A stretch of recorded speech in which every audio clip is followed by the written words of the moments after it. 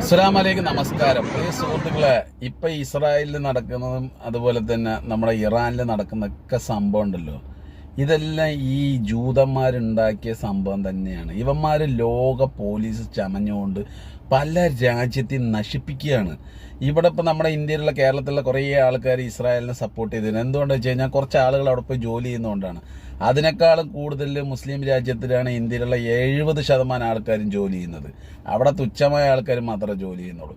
Okay, അവന്മാർ കുഴപ്പമില്ലെങ്കിൽ പ്രശ്നമല്ല.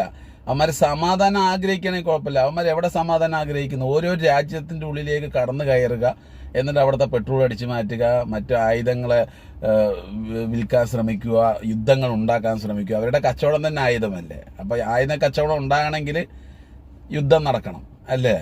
അതുകൊണ്ടാണ് ഈ ലോകത്ത് ഇപ്പോഴും പല സ്ഥലത്തും യുദ്ധങ്ങൾ ഉണ്ടായിക്കൊണ്ടേയിരിക്കുന്നത്. നമ്മുടെ ഇന്ത്യയുടെ മിലിറ്ററിയുടെ മഹത്വം ആലോചിച്ച് നോക്കൂ.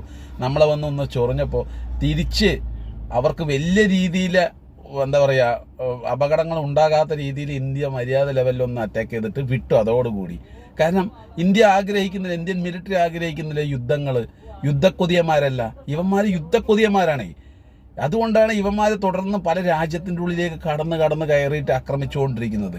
ഇവന്മാർക്ക് എന്നായാലും തിരിച്ചടി ഉണ്ടാവും. ഇപ്പോൾ ഇറാൻ്റെ തിരിച്ചടി കിട്ടിയാലുണ്ടല്ലോ ഒരുത്തരും മിണ്ടൂല. കാരണം എന്ന് വെച്ച് കഴിഞ്ഞാൽ ഇവന്മാരുടെ ഈ ലോക പോലീസ് ചമയുന്നത് പല ആളുകൾക്ക് ഇഷ്ടമേ ഇല്ല.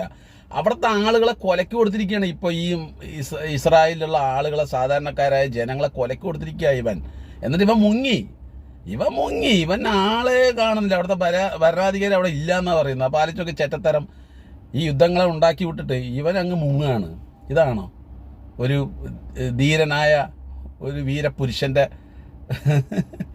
എന്താ പറയുക? സത്യം പറഞ്ഞാൽ നമുക്ക് യുദ്ധങ്ങൾ കൊണ്ട് നഷ്ടങ്ങൾ മാത്രമേ ഉണ്ടാവുകയുള്ളൂ. ഏത് രാജ്യം എടുത്ത് നോക്കൂ, ഇവന്മാർ ആ രാജ്യത്തിൽ പോയിട്ട് അറ്റാക്ക് ചെയ്തതല്ലാതെ തിരിച്ച് ഇവന്മാർക്ക് കിട്ടിയിട്ടില്ല. ഇപ്പോഴല്ലേ ഇറാനെ തൊട്ടപ്പോൾ ഒന്ന് കിട്ടാൻ തുടങ്ങിയത്.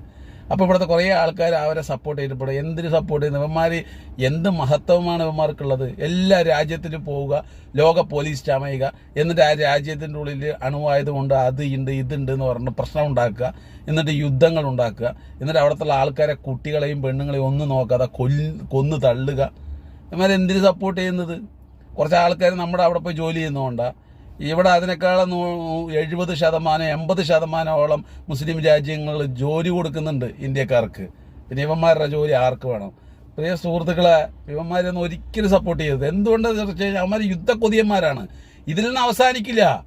ഇതിപ്പോൾ മര്യാദ ലെവലിലായി പോയാലും വീണ്ടും ഇവന്മാർ അടുത്ത രാജ്യത്തിലേക്ക് പോയിട്ട് അറ്റാക്ക് ചെയ്യും, ചൊറിയും, പ്രശ്നം ഉണ്ടാക്കും. പ്രിയ സുഹൃത്തുക്കളെ,